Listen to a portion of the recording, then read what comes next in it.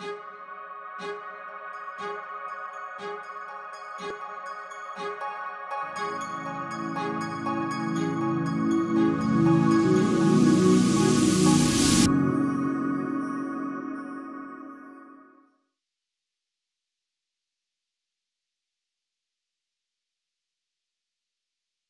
morning and welcome to Kitty Talks. We share inspirational life stories that empower you to create yours. And today I have with me Brian Scrone. Welcome, Brian. Hey, Kitty. Thanks so much for having me. All the way from beautiful sunny Florida, it looks like in the background. It is beautiful. I actually just got out of the surf. One of my passions is surfing, so that's my exercise, and I just got out about a half hour ago. So I'm happy to be here with you. Oh, great way to start the day. Yeah. For those of you that don't know, Brian is a successful real estate entrepreneur and he's the author of the Amazon bestseller, What Matters Most. He was inspired to write the book after pretty much losing everything in the economic downturn and building himself back up emotionally and physically much stronger. And he's here today to share his life story with Kitty Talks. Yeah, thank you for having me. Yeah, and I'll start by saying I don't have it all figured out, which you and I talked about earlier, but happy to share my story and hopefully inspire some people. I'm sort of at the point, Kitty, in my life where I'm more excited about helping people than I am worried about being judged, because I have a pretty dodgy background and a lot of chaos I got myself into, but we can talk about that as much as you'd like. Well, I'd love for you to share with our audience a little bit about who you are now and what you do in the world currently. Sure. So today I am a young father. I have a beautiful wife and 4 and 5-year-old boys, so I have a very busy household.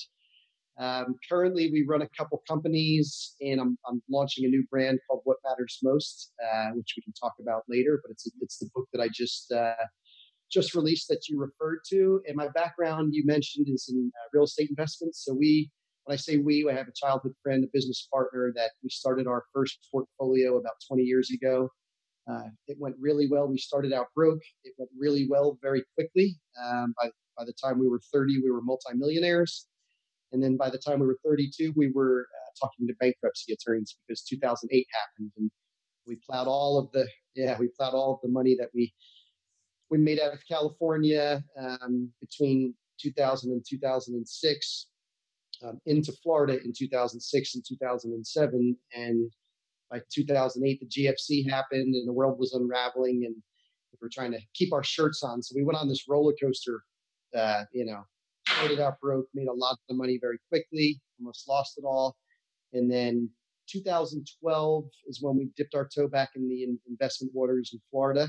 That's when we felt like we bottomed out. And fast forward to today, we're back up to 150 houses and doing fairly well. We don't have it all figured out, like I said, but we're stabilized and we're blessed. And my hyper focus at where I'm at in my life today is to serve and to try and help people through my, the story in my book, and giving a lot of talks. I speak on a lot of stages around the world, and I'm a big fan of masterminds, and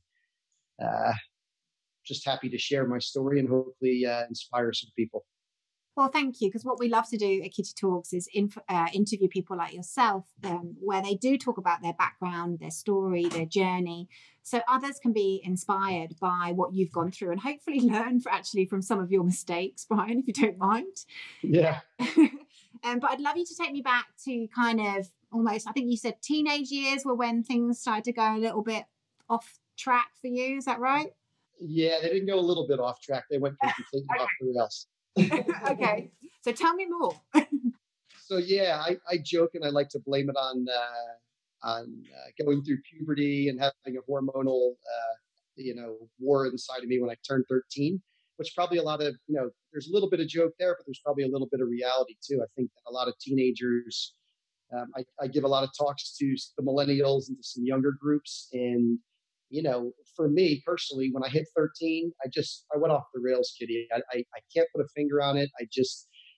I've sat around and thought about it and try to put my finger on it. I don't have like an exact moment when I turned 13 that sort of sent me off the rails. It was more of a gradual progression. I started drinking heavily. I started doing a lot of drugs. That parlayed into me selling drugs for a living for a good, And did you 5, 10 years. get in with fall in with the wrong crowd, or? Yeah. In the book, I talk about how I immediately, when I went to high school, I came from a pretty small town. And when I went to high school, it was a bunch of towns coming together basically to form this high school. So I was exposed to a lot of older kids, a lot of different kids. And I immediately was drawn to the older crowd and just got exposed to stuff that I was not ready for. And started sleeping around, you know, very, very tumultuous, very unhealthy relationships with women. And all of that debauchery sort of culminated between the years of when I turned 13 and when I was about 21. When I turned 21, I got two different women pregnant in a 6-month time frame, and both of those pregnancies resulted in abortions. And I was raised in a Roman Catholic upbringing with a very dogmatic, my father's a deacon in the Catholic Church, so it was a pretty dogmatic environment I grew up in. And abortions are like the cardinal sin of the church that I was raised in. So I really, really, that sent me into a tailspin of self-loathing and depression and just a really dark place. And I wallowed around in shit for a couple of years, just to be honest with you, from like 2021 till about 24.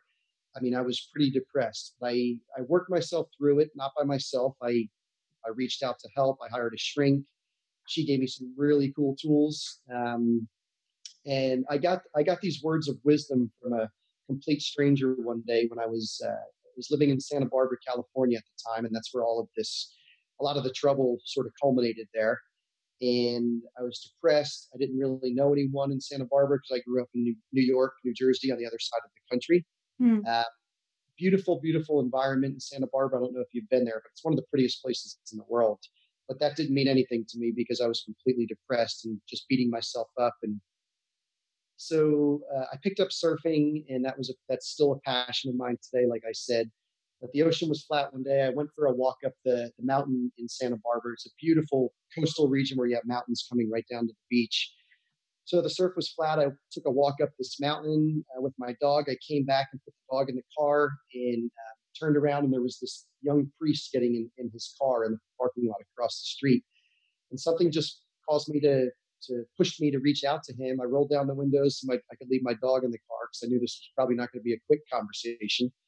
And I said to the priest, I said, do you mind if I grab your ear for a minute? And he said, no problem. So he took me back into the retreat where he was studying to be a priest or a monk. And I just sat him down and I spilled my beans. I went into all kinds of detail of, the arrests and the drugs and the sleeping with women and the abortions. But to be honest with you, Kitty, for me, all of the energy and the negativity was around these abortions. I just couldn't forgive myself for whatever reason. I was seeing myself as just really evil and, not a good person, and questioning, why life, and do I deserve to even to live after I've taken the lives of these young innocent children. And so I spilled the beans to the priest, and he stopped me in the middle of one of my sentences. And he said, there's two ways you can go about this. You can continue to beat yourself up, which obviously is not working for you. No. Or you can look at yourself as one of the luckiest human beings in the face of the planet. He said, because now you have these two beautiful guardian angels that are going to look out and protect you and these unborn children and these abortions for the rest of your life. And it was like one of those aha moments where you have like these tunnel vision moments where I felt like I was in a movie scene and everything went quiet. Very, really, really peaceful for me. And all of that chaos and all of that guilt and all of that fear and anxiety, it felt like it just lifted off of me when that complete stranger said those words to me. And for me, I feel like he was like an angel talking to me, to be honest with you, because he didn't know me from, never met each other.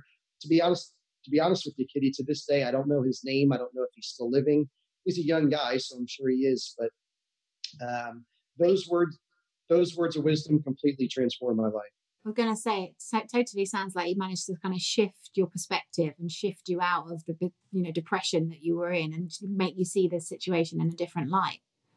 Absolutely. Yeah. And that was the start of a trajectory in a different position, because I was going down, down, down. And I didn't walk out of his office and have it all figured out and,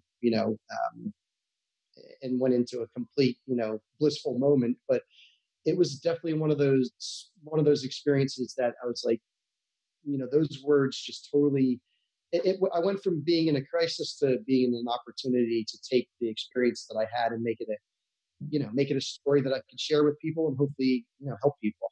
And when you look back at those teenage years now, can you kind of see why you needed to go through that, or what was the learning that you got from those years? Yeah, so I did reflect on it, and I still do to this day. I think that the way I was raised in this Catholicism and in the Catholic Church, and I'm not here to beat up religion or Catholicism because there's beauty in everything, and I try and find beauty in everything. But for me, I found it to be very. It laid a lot of guilt on me. It was more of a fear based thing for me, and that's just how I processed it. Like I said, there's lots of beautiful Catholics out there. My parents are still heavily involved in that, and I see the beauty in it for them. But for me, it didn't work. For whatever reason, the way I was processing that was very fear based and very guilt ridden. And I think that's probably why I decided to go off the rails, because I'm an entrepreneur. I don't like authority. I don't like staying in the box. And that was putting me in a box, and I just was, clawing and fighting my way to get out. And I think the way that came out of me was drugging and drinking and selling drugs and sleeping with women and just going off the rails, just being very anti-authoritarian. Well, almost like a release from the infrastructure that you were being given as a child. Yeah, it was basically a big F you, if you don't mind me saying. Yeah, absolutely. And I suppose, and also like I have a similar experience in my life in the way I was kind of brought up as well. And I think sometimes like it's too repressive. So we have to find a way of almost breaking out of it. But obviously your thinking was still beating yourself up around, what you've been taught or how you've been brought up, really. Yeah. So slowly and but surely that was the kind of start of you turning things around. So like that was what, beginning of your 20s, and then how did you get into real estate? Yeah, living in Santa Barbara, like I said, one of the most expensive places in North America. And I was teaching at the time. I was teaching special ed. I was making about $9 an hour, and I could not pay the rent. I couldn't pay the credit card minimum payments. So really, what caused us to look outside of working for somebody else and trying to start this entrepreneurial path and work for ourselves was the pain and the suffering of not being able to pay the bills. I was like, if we're going to work for ourselves, if we're going to be working, let's minding somebody's business, let's mind our own. So we started looking at different business opportunities, different industries. All of our homework and due diligence brought us back to, honestly, to be quite honest with you and transparent, we were hyper focused on money because we didn't have any and we couldn't pay the bills. So we had this pain of trying to figure out the money game.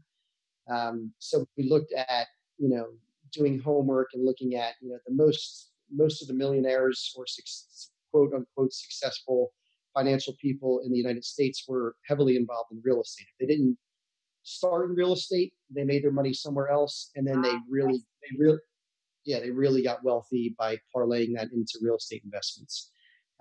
So we did our first deal when we were 25 years old. Made a ton of mistakes the first few years. But fairly quickly, we got involved with the right people. And any business that you're involved in is about the people that you're involved with. It's no more complicated than that. You could be selling real estate. You could be selling surfboards or books or whatever your niche is. Ultimately, it's a numbers game and a people business. So we got hooked up with some really good people fairly quickly and bought a couple hundred houses and held on to them. This is at a time in history when the U.S. banks were very lenient with investor loans. So we just leveraged. We doubled down on a market in California, and it went really well. And did you just learn as you went, or did you have any formal training, or did you just literally kind of learn as you went through? A little bit of both. So our biggest learning curve or best lesson was the first deal we did, just actually getting our feet wet and actually doing a deal. We were scared shit. I mean, I had credit card debt at the time, and we were about to sign on a loan for at the time, it was like a couple $100,000 triplex in California. We borrowed money from a family member. We put together a real simple business plan, did some homework to make sure that we were, getting into a market that had some fundamentals. But to be honest with you, Kitty, we didn't know what the hell we were doing. And we reached out to a woman on the ground in the market that we were in that was really successful. She was about 55, 60-year-old woman at the time that had been investing in that market, and she was actually one of the who's who for business women in America. At first, she was turned off by us. She thought that we were probably trying just to get rich quick and didn't know what we were doing. But we earned her trust, and she took us under her wing. And she was what I would consider our first business mentor. And we did really well with her. Between 2000 and 2006, we made a few $1,000,000, but then we plowed it into Florida in the worst time in U.S. real estate history, and basically lost it all between '06 and '08. And, where were you at your own kind of development? Like, did you see that coming? Was it a complete shock? Didn't see it coming, totally lost? No clue.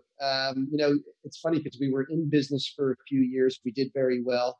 At that point, we had done a few hundred real estate transactions, but we were clueless when it came to real estate markets. We thought because we made this money in California, we could push it into a market where there was, quote unquote, projected cash on cash, positive cash flow, and the world completely unraveled right in front of our eyes. So it was humbling, to be honest with you. I'm happy it happened. I know that sounds crazy, but I think that we got too big for our britches, and we started, hiring all kinds of people. We started living above our means. We got cocky, and the world quieted us down fairly quickly. I just met my wife at that time. So when I met her, we were, again, making a lot of money. And then within a year and a half or two of being married, I had to go to her and say, honey, I can't pay the light bill. I can't pay the mortgage. I can't do anything. I can't pay anything. And I learned a lot about my wife at that time. She got behind me, was very supportive. She put food on the table for a couple of years. So I was really, really, fortunate and blessed to have a partner that was behind me. Fantastic. Yeah, really, you learn a lot about a relationship, I think, when you go through times of hardship. That's when you really learn. So talk me through the next part of the story, because it sounds to me like a lot of people got burned in 2008, and a lot of people were a bit too big for their breeches, and a lot of people actually went bankrupt and have come back from that. Like, did you shift spiritually at that point as well? Yeah, to be honest with you, 2008 for me is when I started applying the 5 Fs that I talk about in the book. I had heard about the 5 Fs from a business mentor probably 18 years ago. And I wrote it down. It sort of went in one ear, out the other. I was like, oh, that sounds interesting. And to be honest with you, he didn't go into detail about it. He sort of just, we're in this mastermind in Austin, Texas. His name is Keith Cunningham. I don't know if you know him. He's great fun. I've seen him speak a couple of times, and he's hilarious. Phenomenal. Yeah, big old Texan guy. Right. We hired him as a mentor right at the beginning of our business. And he's the one that I remember he's big guy, throws up his hand and says, there's these 5 relationships. Everyone's touching them. They're faith, fitness, family, friends, and finance. And I was like, yeah, that sounds interesting. I wrote it down. Never went back to it until 2008 when I went through this financial crisis that I was dealing with. And I said, you know what? I got to put some structure around my life, because I am ADD. I'm an entrepreneur. I'm all over the place. I said, I need to really think about number one, what are my priorities? And number 2, how am I going to invest my time here forward? And out of that became this talk that is now, turned into a book that's gone viral pretty quickly and is helping a lot of people. I think the reason why it's gone viral quickly is because everyone wants to figure out what matters most for them. And everyone wants to be clear on their priorities, and everyone's touching these 5 Fs. These 5 relationships. But I think the harsh reality is, Kitty, is that there's a disconnect or a congruency gap between what people are telling themselves are their priorities around the 5 Fs and how they're investing their time. There's a complete disconnect. And I'm speaking from experience. I'm not judging or pointing the finger at people, but I've interviewed and I've spoken to thousands of people now about these relationships. And I've never met somebody that didn't have a disconnect between how they were telling themselves they prioritize these 5 things and how they were investing their time. So for me, to use it as an example, tell us more. Yeah, I was telling myself that faith was my number one priority. So the way I present them, faith, fitness, family, friends, and finance, is how I personally prioritize them, and that's very, very personal and it's very subjective. So I'm not here to prescribe to anyone, but I am here to tell you that everyone's touching those five relationships. They may have different words for them. They may call it something different, but at the end of the day, you and I, people in Africa, young children, old people are all touching those five F's. And I was sitting there telling myself faith is my number one priority. And then I looked at how I was spending my time on a daily basis and how I was investing my time. And I had to call bullshit with myself. I was spending like 5 minutes, like five half-ass minutes a day on my faith. I would have either a prayer or a meditation. Um, and then that was it. And I would just then run around like a chicken for the rest of the day and chase money and tell myself that my family was important. But the reality is, I was working my ass off.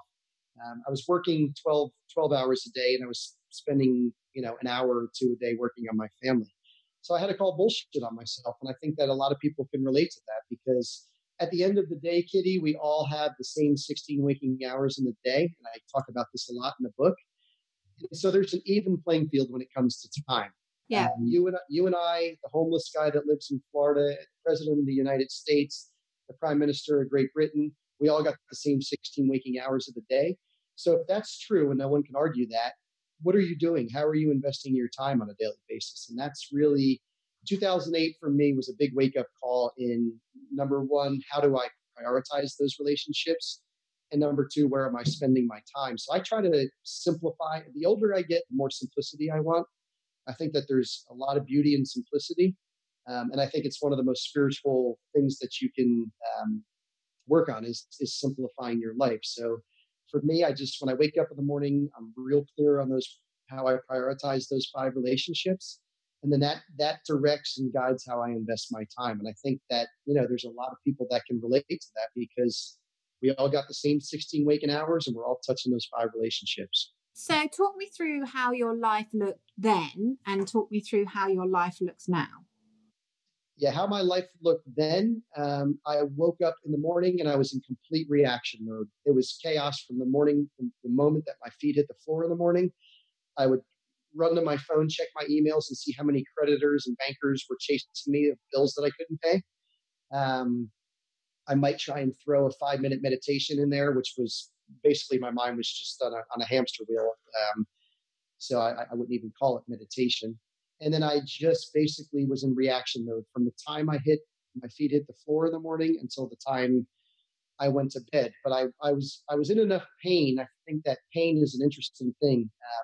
It's either a crisis or an opportunity. And I started asking myself and going back to my notes from my days with Keith Cunningham, 15 years prior on, okay, well, if there's these five relationships and I got the same 16 waking hours as everyone else, what the hell am I going to do with my time? So to be honest with you, for the first couple of years, 2008 to 2011, I was in chaos mode. I was just trying to avoid bankruptcy, basically, fight off creditors, maintain a healthy marriage because I was newly married. I had all kinds of investors I had to answer to. I had lots of uncomfortable conversations I had to have with bankers and creditors and vendors and investors. But I started to pull out and create my calendar, my daily task, and say, okay, well, there's these five relationships, and finances, I'm completely fucked right now. Let's just call a spade a spade. And so, what's important to me? What matters most? Which is the name of the book. The name of the book is What Matters Most. So I asked myself that question on a daily basis when I would wake up. What matters most today? What matters most? And so I started taking a step back and saying, the reality is I can't pay my bills anyway. I'm going to work through this. Unfortunately for me, my wife put food on the table. So I wasn't at a point in my life where I was homeless and, picking fruit out of a tree to feed myself. I had a roof over my head. I had my basic needs met. And I think that's a big thing for people to think about and ask themselves. If your basic needs are met, then it really becomes about what are your wants? What matters most to you? And so I started taking a step back and I said, if faith is really important to me, because I was raised in a dogmatic environment, but I do enjoy, for me, it's more about spirituality than it is about religion. Yes. And so I started a yoga practice, a meditation practice. I said, if I'm going to figure my way out of this financial chaos, I need to start working on myself. I have this quote in the beginning of the book that says, work hard on yourself. Work hard on your career, make a good living. Work hard on yourself, you make a fortune. So I really just started working on myself, and creating this practice around faith and spirituality. I have a pretty disciplined meditation practice that I have now. I really am focused on taking care of my body because, again, to make a quote from the book, if you don't take care of your body, where are you going to live? So for me, I reprioritized when my feet hit the floor in the morning, how I'm going to line out my day. Now I'm a family man. I have two children that I'm responsible for. So that's a big part of my time investment on a daily basis.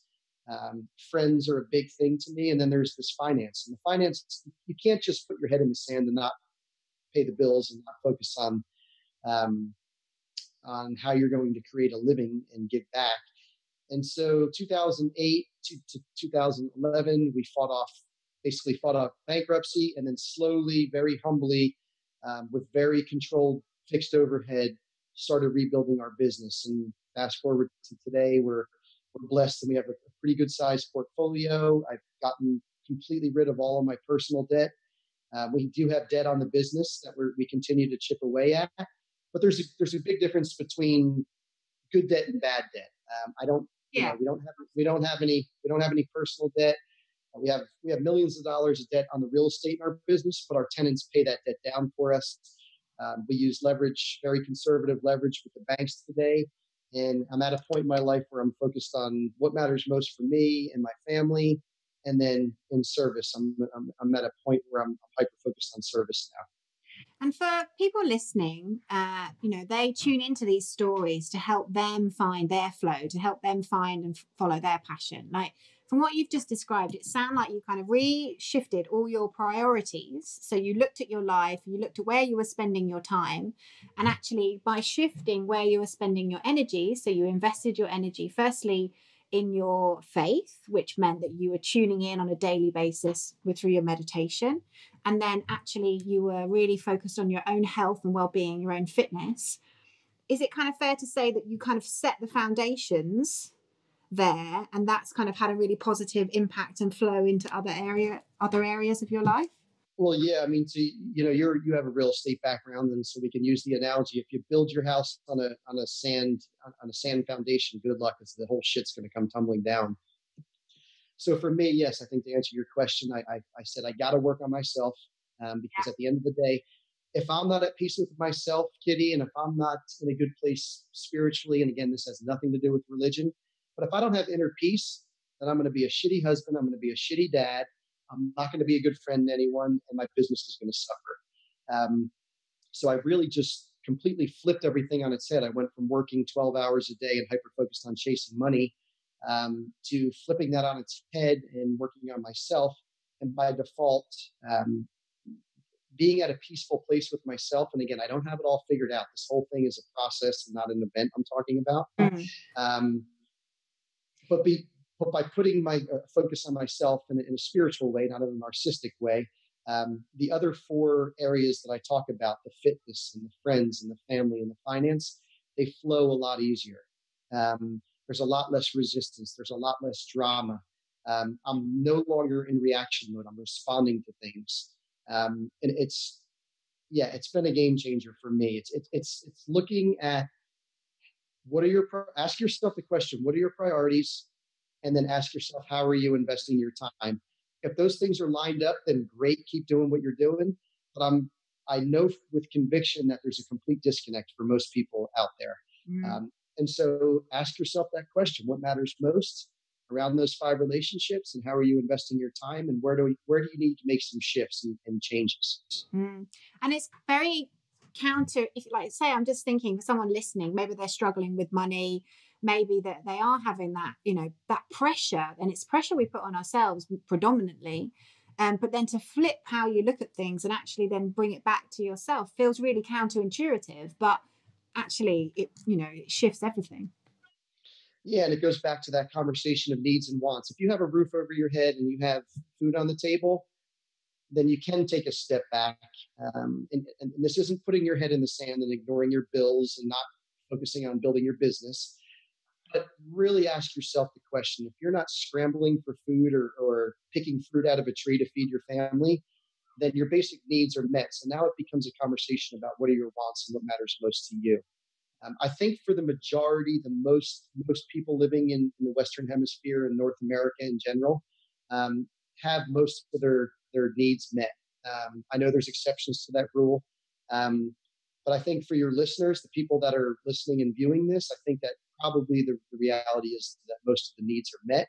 So now it becomes a conversation on what matters most to you, and then figuring out how you're going to invest your time. Really beautiful. And then, it is an amazing place when you start to dance and have that flow in your life. It's a completely different experience, really, rather than being on that rat race of life almost ruling you.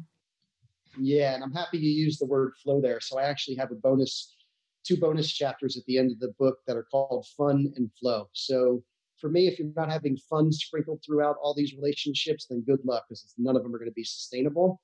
And then I talk about flow. I'm a big fan of Stephen Kotler. I don't know if you know Peter Diamandis and Stephen Kotler. They have a book called Abundance, which really goes into great detail and science around the flow state.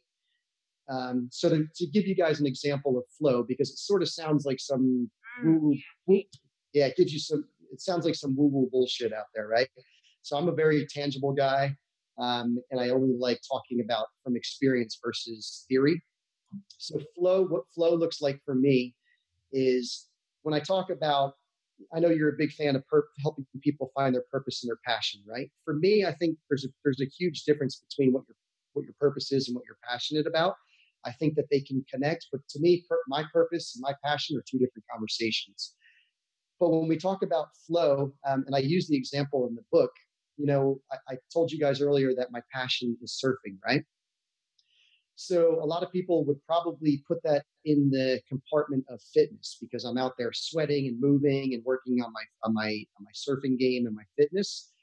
But I use the example of flow in, for me, when I'm in the ocean, it's definitely working on my fitness. It's a great workout and I sweat, but it's also really hyper focused on working on my faith and my spirituality. Because for me, I find I joke and say that I'm going to church when I go to the beach and I go in the ocean, because it's when I feel the most connected to my God or my spirit. The ocean is a pretty spiritual place. There's a lot of energy out there. So I'm touching faith when I'm touching fitness first, because I'm out there working out and getting a sweat. I'm absolutely connected to my faith and my spirituality. I spend a ton of time in the ocean and at the beach with my family. Fortunately for me, we live on a little barrier island where I can walk to the beach, and my kids love it. My wife loves it. So it's a big connector of family. I've made some of my best friends, and I surf on a daily basis with some of my good friends locally, and take surf trips around the world with friends. So it works on my friendships. This focus around fitness and surf.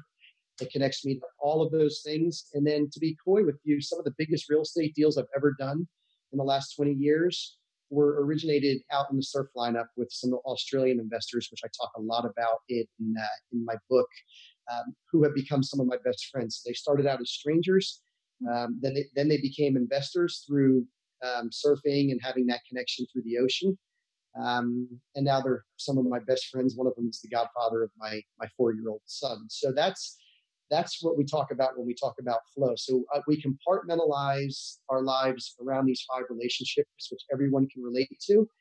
Then you got to have fun and you got to have flow in it. And I think everyone could probably talk about a similar situation in their own lives where, yes, you have these 5 F's, but then there's got to be flow. But I love what you said there, because by following what you just isn't, you love, like totally love, I can hear it in your voice when you talk about surfing, but by following that, inadvertently, all this other stuff has opened up through that.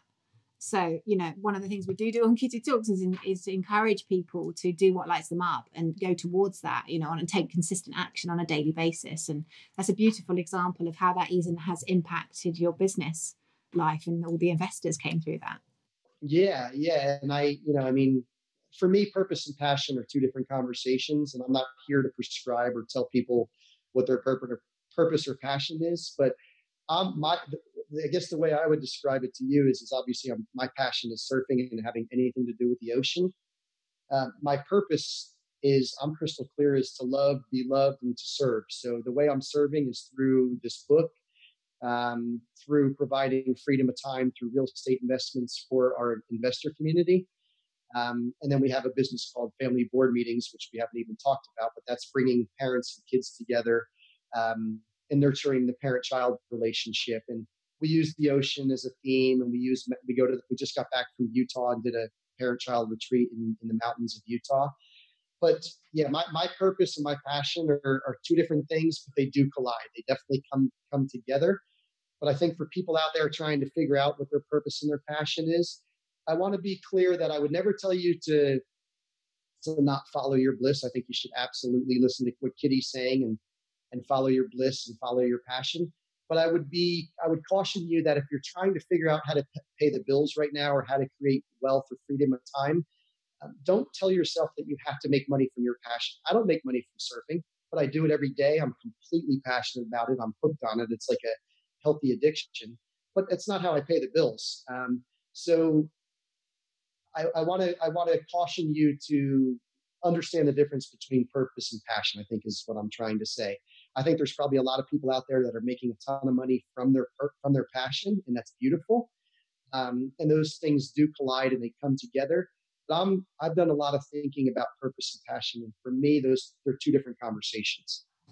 I think everyone is on their own journey, and I think different people will have different expressions of purpose and whether there will be passion. I think hopefully by listening to your story, though, they will be inspired to go towards what it is that they enjoy. So, and that's at the end of the day, it's all about fun. I mean, if you're not sprinkling fun throughout all your days and all your relationships, I mean, there's this perceived chaos out there in the world, and at the end of the day, we're here for about 100 years, so why not enjoy, right? Yeah, absolutely.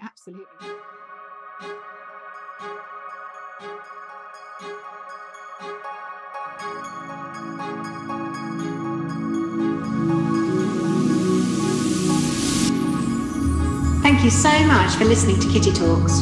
Be sure to head over to our kittytalks.com website and become a member of our exclusive club, and you'll get free interviews and access to our private Facebook group, exclusive webinars and secret success interviews. See you there.